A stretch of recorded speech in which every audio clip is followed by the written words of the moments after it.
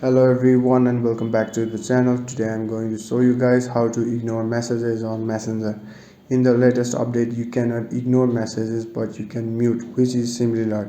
So what you have to do is simply open the Messenger app and then open the chat that you want to ignore. Simply tap on the I button at the top right corner of the screen.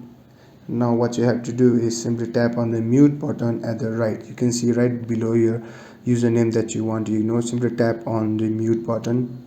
Now what you have to do is tap on the option that is preferable to you.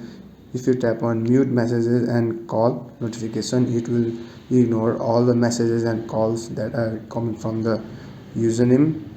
And if you choose this middle one, it will just mute your calls, and the first one will mute your messages. So there you have it. If you found this video helpful, please give it a thumbs up and don't forget to subscribe for more tutorials. Comment on your thoughts, and until then, goodbye.